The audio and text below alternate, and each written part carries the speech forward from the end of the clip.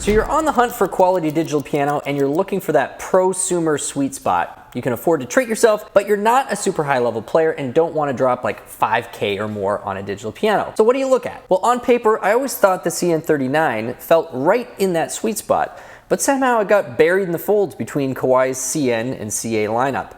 Now with the CN301 revamp, is it finally time for this middle child to shine? Let's first hear about 30 seconds from the machine, run through its specs, and finally, we're going to take a deep dive into its touch and tone.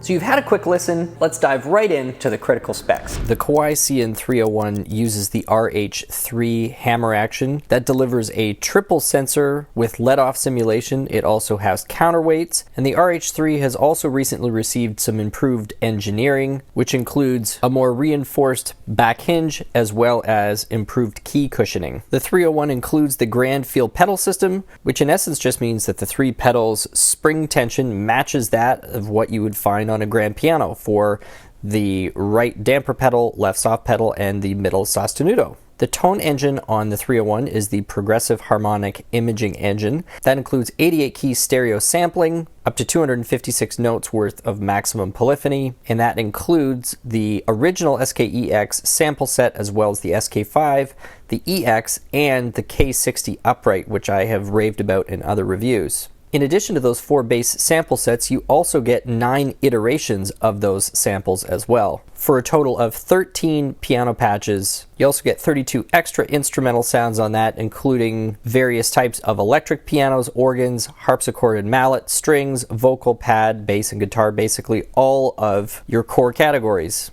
The tone engine gives you 21 parameters with which to edit, and that includes 4 modeled resonance engines. It also has 6 reverb types, and in addition to that, there are 24 additional effect types that you can apply. The 301 is driven by a pair of 20-watt amplifiers for a total of 40, and that is coming to you through 4 speakers, 2 downward-facing woofers, as well as 2 top-facing two-way speakers with a 360-degree diffuser. The 301, like its CN201 smaller cousin, includes an updated spatial headphone technology and 5 headphone EQ types. The instrument weighs in at 105 pounds. It includes lots of standard functionality, including dual mode, split mode, forehand mode, transpose tuning, touch curve editing, metronome, as well as a basic internal recorder. Of note, the CN301 includes the ability to record and play back both WAV and MP3, and is also equipped with both Bluetooth MIDI and audio. In terms of connectivity and jacks, it has 2 headphone jacks, the 1/4 inch and 3.5 millimeter. It also has USB A and B ports, and somewhat unusually, both left and right 1/4 inch outputs as well as left and right 1/4 inch inputs. And finally, the 301 is available in 3 finishes: the premium rosewood, satin black, and satin white. So one of the big differences with the SK-EX sample set, whether it's the older one or the newer competition, which isn't available in this instrument but you will hear about on other Kawai models, is that Kawai does not compress and does not filter those samples to try and make them smaller. They really preserve all of the information in that sample, and it's one of the reasons why when you play it, you hear so much. It's not just that you're hearing this super clean note, you're hearing the air around the note, you're hearing all of the elements of the piano. And so when you consider that you also then have the 4 resonance engines operating on top of that, there's just a ton of sonic information. It is by far the thickest sound and, to my ear, the most complete sound when you're really honing in on the authenticity of an acoustic piano tone. So let's play it once more to get the sound back in our ear and mine, and we're going to talk about more specifically what I'm hearing in various ranges of the instrument.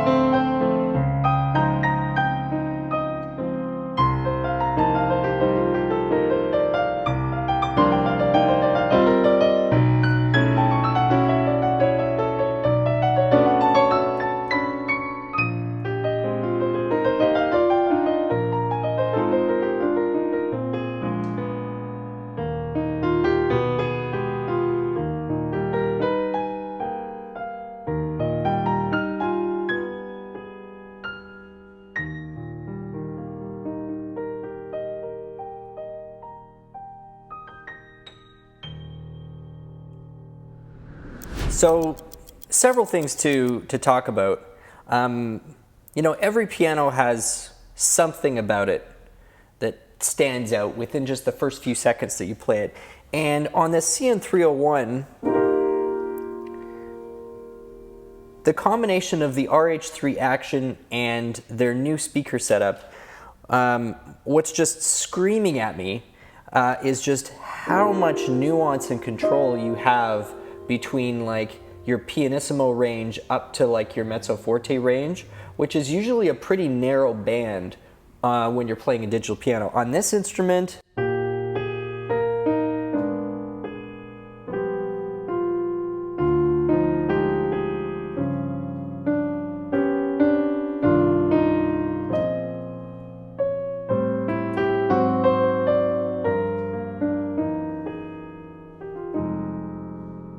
on this instrument, there's so much depth there. And I need to point out, like, we've got the volume here at about 75%, maybe even a little higher than 75%. I'm not using the soft pedal. There's no tweaking to this. This is the default piano sound.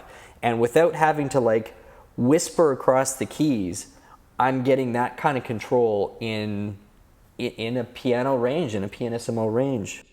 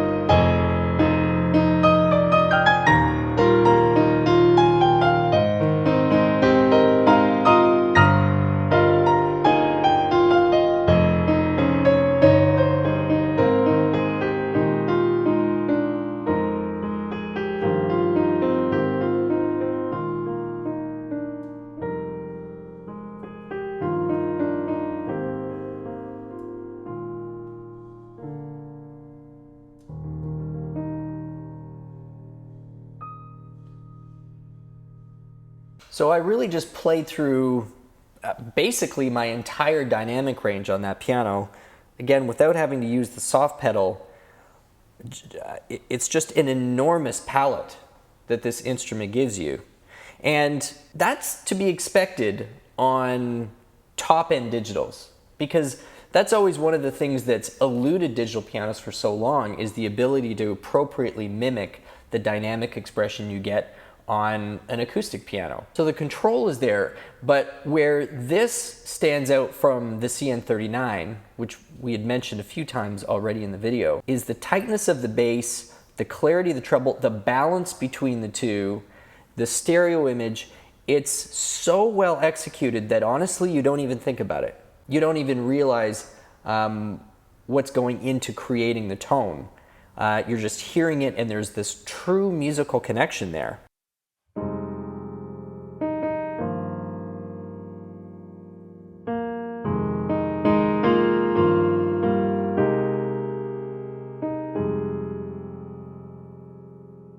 Second thing I'll say is the grand feel compact action that you get on the CA401 and the CA501 definitely has its merits, but they've refined this RH3 action to the point where the control you get on this instrument and the sense of weight that you have on this instrument is really satisfying. And I should also mention that without any tweaking, actually has a more substantial sense of inertia to it than that grand feel compact action has.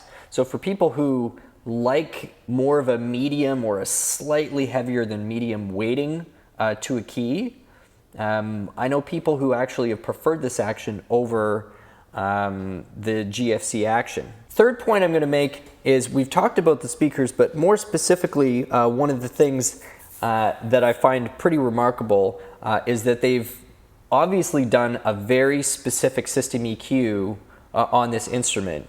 It's quite obvious that that's happened because as I'm playing through, there's not a single point in which the cabinet becomes either woofy or overly resonant, and so they've done a very good job, note by note, harmonic by harmonic, ensuring that the cabinet of the piano and the speakers of the piano are never working against one another or creating uneven sonic experiences depending on the volume or the range that you're playing in.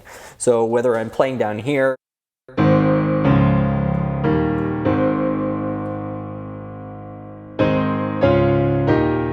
moving up into the middle,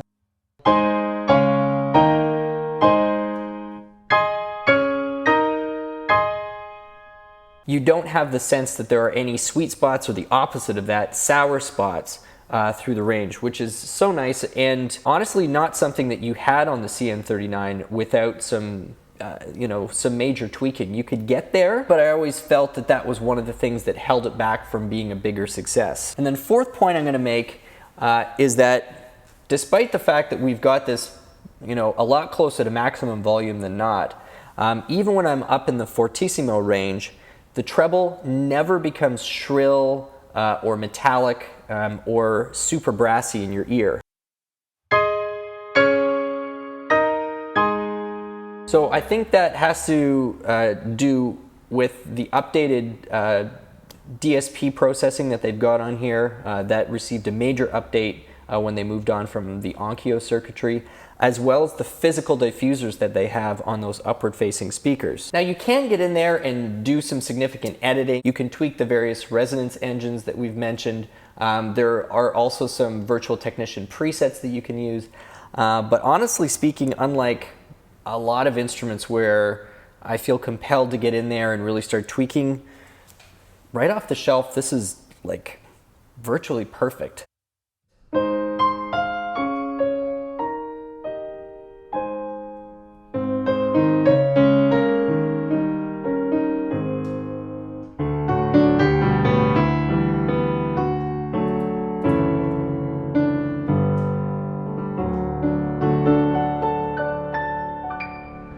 So here are my final thoughts.